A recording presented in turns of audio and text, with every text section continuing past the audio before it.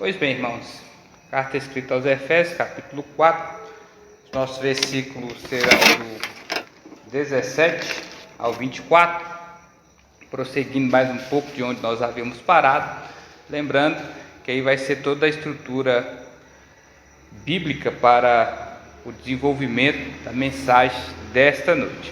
Então, possamos continuar ligados em tudo aquilo que o Senhor há de continuar falando agora ao nosso coração, através da exposição da mensagem.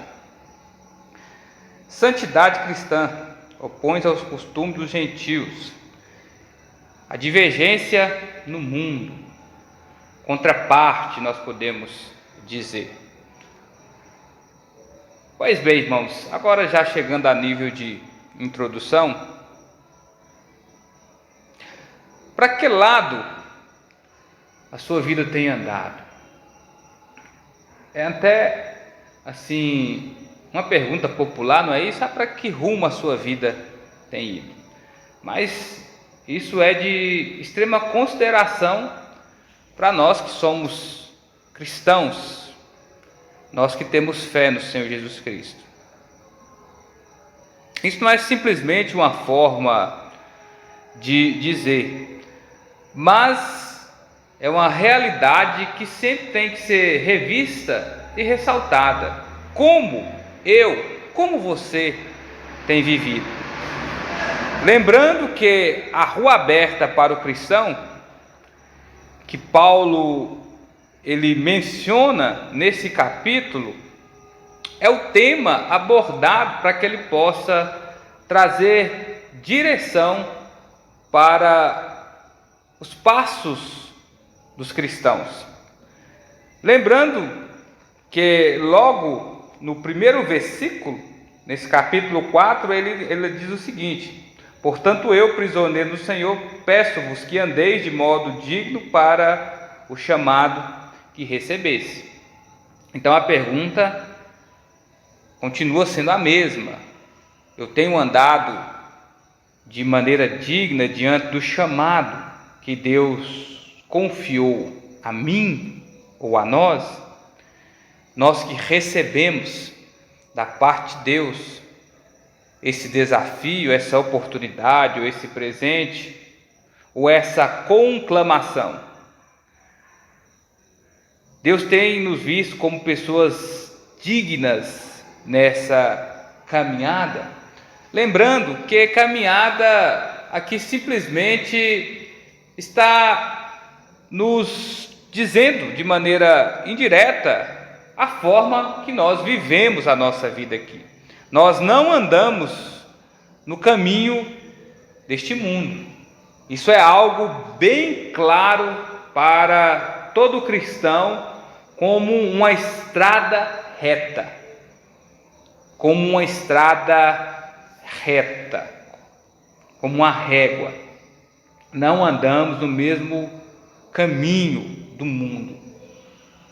Nós trilhamos ruas diferentes. Versículos do 17 ao 19, o apóstolo nos deixou registrado o seguinte: Paulo, portanto digo e dou testemunho no Senhor que não andeis mais como andam os gentios, em pensamentos fúteis, obscurecidos no entendimento, separados da vida de Deus pela ignorância e dureza de coração, havendo se tornado insensíveis, entregaram-se à devassidão para cometer com avidez todo tipo de impureza. Outra frase que é muito mencionada no nosso meio, principalmente os cristãos, e tem que ser uma clareza para cada um de nós, é a seguinte: o meu sistema agora é outro. O nosso sistema, o nosso mecanismo agora, ele age de uma maneira que outrora não agia. Ou seja, Cristo ele está em nós, não no mundo. Nosso passado Paulo ele já começa mencionando o tempo que passou, o tempo que se foi, o tempo que para nós não é atual. Ele fala: portanto vos digo isso, que não andeis mais como anda os gentios. Lembrando que agora ele coloca a secularidade à vista. Pessoa comum, quer dizer, nós não temos mais uma vida comum como aqui o mundo, o sistema tem. Nosso passado ficou agora esquecido.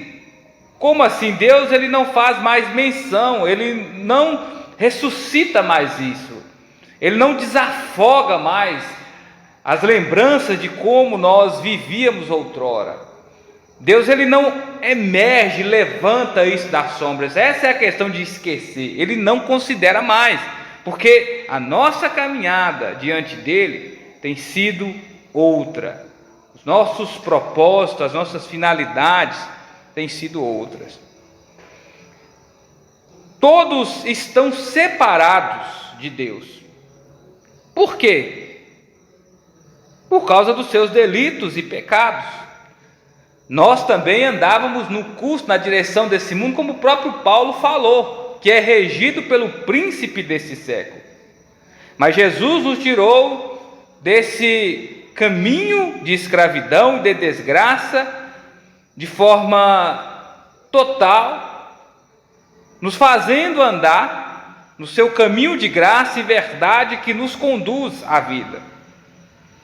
Nós estamos no mundo, mas nós não fazemos parte desse sistema. Nós influenciamos, nós não somos influenciados a viver como as demais pessoas que até então vivem como nós vivíamos antigamente.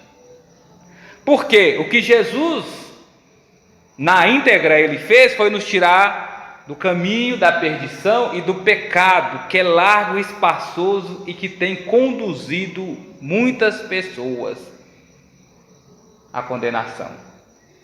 O coração do homem, isso é, da pessoa, é enganoso. No final dele é morte. Antes nós caminhávamos assim. Nós não tínhamos a mente que temos hoje. Quando já o apóstolo Paulo continua a desenvolver, ao dizer, o nosso entendimento estava obscurecido, o nosso coração estava duro. Como que nós podemos fazer referência a esses dois pontos aqui?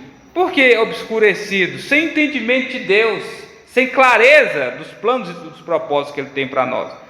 Quando Deus ele resgata o seu povo e o leva a caminhar rumo ao deserto, livrando daquele cativeiro que era o jugo do chicote de Faraó no Egito, Deus havia endurecido o coração de Faraó. O próprio Deus havia enrijecido o interior daquele homem que estava resistindo às ações de Deus. Ele estava agindo como uma pessoa insensível. Não também muito diferente do povo de Israel, que estava sendo cuidado por Deus, e por causa da sua obediência estava acontecendo também o seguinte com eles. Livro de Salmos, capítulo é o 95, verso 8. O salmista, através desse salmo de louvor, ele ressalta esses pontos históricos, que foi toda a jornada de Israel peregrinando com Deus, rumo à terra prometida, trilhando a estrada do deserto. Mas especificamente no verso 8, olha a declaração que temos: não endereçais o coração como em Miribá, como no dia de Massá no deserto. O próprio povo de Deus também havia se tornado obstinado diante de Deus. E é por isso que a forma que nós temos vivido, a maneira que nós temos nos comportado, mostra muito quem nós temos sido nesse tempo atual. Você tem que ter o cuidado de encher o seu coração e a sua mente do quê? De tudo aquilo que é a presença de Deus. Nós devemos buscar esse preenchimento. A nossa vida, ela não pode ser entregue à imoralidade, à perversidade, ao custo que esse mundo tem. Há pessoas que elas são tão endurecidas como o coração de Faraó, que o próprio Deus endurece, o próprio Deus entrega a pessoa, o indivíduo, às suas paixões. É aquilo que o apóstolo Paulo ele fala na sua carta escrita aos Romanos. E aí ele traz toda aquela imagem daquilo que o homem se torna. Deixa a afetividade normal entre homem e mulher, idolatra a criatura, a criação no lugar de Deus e age da pior forma possível. Uma pessoa que não anda nos caminhos de Deus, ela não teme a sua palavra. Se essa pessoa ela não teme a palavra de Deus, dificilmente ela vai viver uma vida que agrada a Deus. Então, assim, quando nós estávamos separados de Deus, carta escrita aos Romanos, capítulo 3, versículo 23, todos estavam na mesma condição. A nossa condição atual agora é outra. Jesus rompeu com essa barreira. Então, assim, nós não somos mais ignorantes, nós não somos mais pessoas duras de coração. Nós não somos mais pessoas que estão resistindo, querendo ir um caminho contrário, que desagrada a Deus. Aí, Paulo continua progredindo e dizendo que eles se tornam insensíveis. O que é uma pessoa insensível? Ela não se constrange com mais nada. Nada para ela a emociona ou toma a sua atenção. É como uma pedra cauterizada em uma marca de extremo grau de fogo. E ele usa a palavra avidez. Isso aqui é rapidez para buscar os seus próprios interesses. Aqui entra a questão da gana, a ganância, a cobiça. E um dos mandamentos do Senhor fala: você não cobiçarás, você não desejarás aquilo que não é seu, aquilo que não te pertence. Então as pessoas elas cobiçam a riqueza, as pessoas elas cobiçam posses, elas querem ter coisas que são das outras pessoas, elas cobiçam o cônjuge do outro, elas não se respeitam, porque o coração dessas pessoas está entregue à dureza do pecado. Elas se entregam à devassidão. São pessoas depravadas. Pessoas depravadas, elas não têm limites.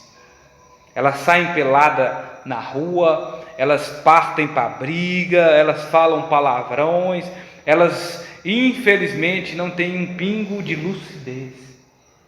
Porque é isso que o pecado vai fazendo na vida do ser humano a todos os níveis. Muitas pessoas entregaram a sua vida à imoralidade e à perversidade.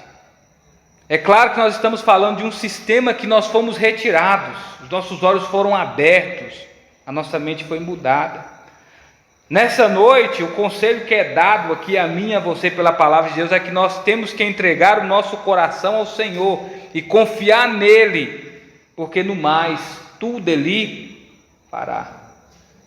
Entrega seu coração ao Senhor, apresenta para Ele os seus caminhos, a sua vida, e no mais tudo Ele fará. Que o seu coração seja uma estrada conhecida, batida, não é isso? Pavimentada por Deus, através de orações e súplicas, coisa que nós estamos fazendo aqui nesta noite, apresentando ao Senhor as nossas orações e súplicas, e tendo o nosso coração tranquilizado, porque sabemos que Ele tem cuidado de nós. Podemos colocar nossas ansiedades sobre Ele. Não andamos no caminho do mundo. Não aprendemos assim com Jesus. Por que nós não andamos no caminho do mundo? Por que há uma diferença entre nós? Por que as pessoas até falam, por que o seu caminho é diferente do meu? O que faz ser a sua estrada o inverso da minha? Porque aqueles que não são cristãos, eles não aprenderam aquilo que nós aprendemos com Jesus. Nós não andamos no caminho do mundo, porque nós não aprendemos assim com Jesus. Jesus nos tirou de lá. Jesus falou que era o perigo em estar lá. Jesus abriu os nossos olhos. Jesus nos mostrou como nós estávamos e o que ia acontecer conosco, se nós não saíssemos da condição que nós nos encontrávamos. Versículos 20 ao 21. Mas vós não aprendestes assim com Cristo, se que de fato ouviste nele fosse instruído, conforme a verdade que está em Jesus. O caminho significa desenvolvimento. O caminho significa capacitação. A estrada significa treinamento. Na época, um filósofo, ele caminhava, ele andava enquanto ele instruía os seus seguidores. E na medida que os seus discípulos iam caminhando com ele, eles tinham que enfrentar obstáculos, eles tinham que conseguir continuar mantendo a sua visão e tomando nota de tudo aquilo que era lançado para que eles pudessem colher, que eram os ensinos de seus mestres e professores. Cristo nos chamou para sermos os seus discípulos. Os cristãos eram conhecidos como imitadores de Jesus pelo fato de que eles conversavam igual a Jesus, pelo fato de que eles se comportavam como Jesus, mesmo diante dos seus erros. Lembrando o apóstolo Pedro, que recebeu essas mesmas acusações que aqui eu disse, eles eram chamados também daqueles que eram do Nazareno. Por que do Nazareno? Fazendo referência de quem havia vindo de Nazaré, o próprio Jesus. Eles eram considerados como aqueles do caminho. Que caminho é esse, irmãos? É o caminho da salvação, é o caminho da transformação, o caminho da redenção. É o caminho que Deus colocou, propôs para nós, que nós não podemos deixar de trilhar, que nós não podemos deixar de caminhar. Lembrando que lá na carta escrita aos Hebreus, capítulo 11 e capítulo 12, lá fala sobre a caminhada dos heróis da fé. O que você tem ouvido, o que você tem aprendido, o que você tem retido, isso revela muito sobre o tipo de ensinamento que você tem tido. Por isso que Paulo fala, ele alerta, ele adverte e diz, se de fato vocês aprenderam alguma coisa com Jesus. Ele está afirmando, se nós aprendemos alguma coisa com Jesus, nós aprendemos que de lá nós já viemos, não dá para voltar. Não dá para viver como nós vivíamos antes de conhecer a Jesus, quando nós vivíamos na nossa ignorância, na nossa escuridão. Cristo veio, Ele é a luz do conhecimento, Ele é a luz da verdade, Ele é a luz da salvação.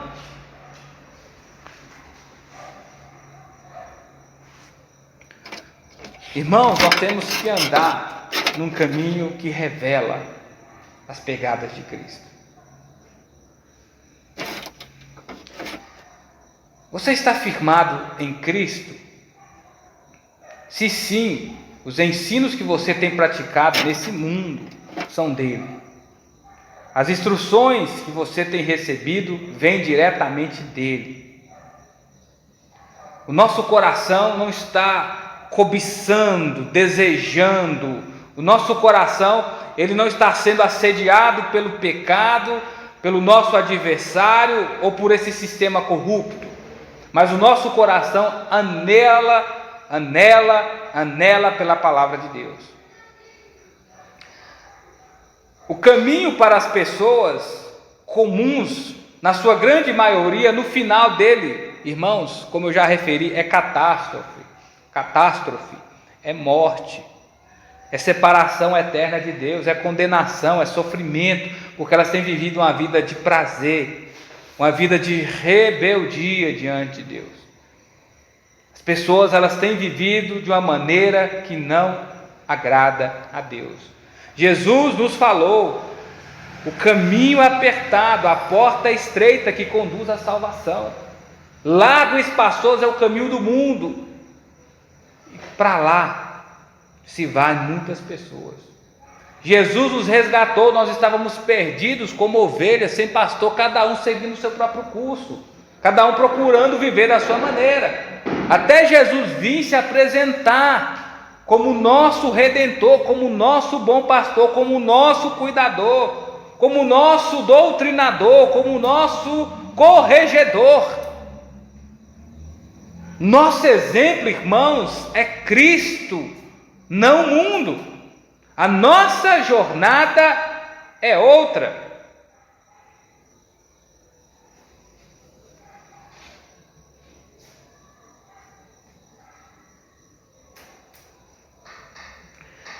Versículos, irmãos, 23 e 24. E vos renoveis no espírito da vossa mente, e vos revesti do novo homem, isso é, da nova pessoa, da nova mulher, do novo jovem, do novo adulto, do novo adolescente, entendeu?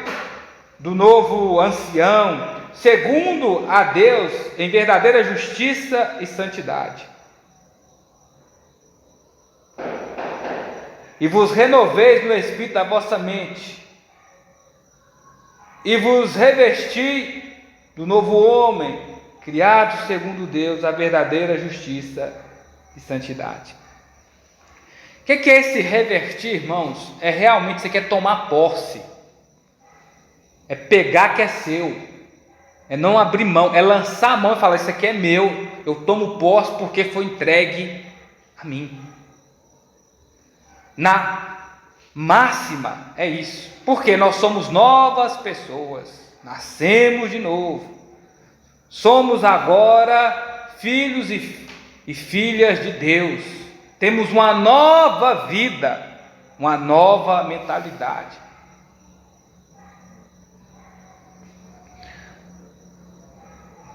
Nós, irmãos, somos pessoas espirituais. Em primeiro plano, nós buscamos aquilo que vem do alto, aquilo que é a palavra de Deus, é isso que nos mantém. O mundo não tem o Pai que temos. Inclusive o próprio Jesus fala isso, quando o nosso coração ele for, posso dizer assim, abordado pela ansiedade. Aí ele dá as características do reino e fala: vocês não são como os ímpios, vocês têm um Pai que cuida de vocês. Um Pai, o Pai celeste, que nos adotou, nos deu a dignidade em Cristo, sendo chamados seus filhos. Agora, irmãos, nós devemos sim, se ainda isso não aconteceu, para aqueles que estão na dúvida, toma a decisão, larga a vida antiga, abandona de fato o seu passado, lança isto mais profundo mar e viva a vida nova que Cristo tem para você. A proposta é a cruz, é a vida que segue, não é assim que nós falamos, é a vida que segue. No cristianismo é isso, não dá para a gente nos apoiar naquilo que passou, naquilo que perdemos, naquilo que abandonamos, naquilo que tivemos que deixar, que sacrificar por amor a Jesus. Olha para a cruz e lembra do sacrifício que Ele verteu por você, o sangue que Ele derramou, a vida que Ele te entregou, para que possamos continuar prosseguindo. Por quê? Nós não andamos por vistas aqui, irmão, por vista, mas nós militamos pela fé no Filho de Deus, aquele que nos amou e nos salvou, e quem vai nos apresentar diante de Deus pela santificação do seu Espírito. Isso aqui, irmãos, é como camadas. É como uma cebola, todos os dias eu tenho que abrir mão de mim mesmo e tomar posse daquilo que é novo. Por isso que ele está dizendo que o nosso espírito e a nossa mente se renova da nova pessoa todos os dias. As misericórdias de Deus se renovam sobre a nossa vida. E que eu tenho entendimento disso, eu tenho entendimento de quem Deus é, eu tenho entendimento daquilo que Deus faz, eu tenho entendimento do favor que Deus me prestou. O que nós lembramos? Nós vivemos uma vida que tem que agradar a Deus, portanto não vos conformeis com esse mundo, mas transformai-vos pela renovação do vosso entendimento, que é o culto agradável a Deus. Para isso vós fostes chamados, para vivermos uma vida, irmãos, que agrada a Deus. É para isso que temos que ter rapidez. É o procedimento interior, era o comportamento que tínhamos antigamente. Agora nós temos uma mente renovada, nós temos um modelo, é o que Paulo está falando. Nós temos uma forma para vivermos a vida aqui. E aí ele fala, segundo a imagem daquele que o criou.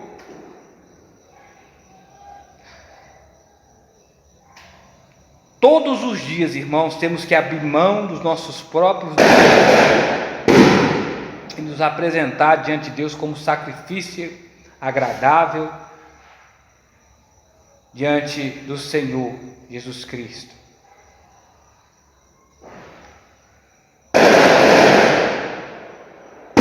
A nossa vida anterior foi crucificada com Cristo na cruz do Calvário.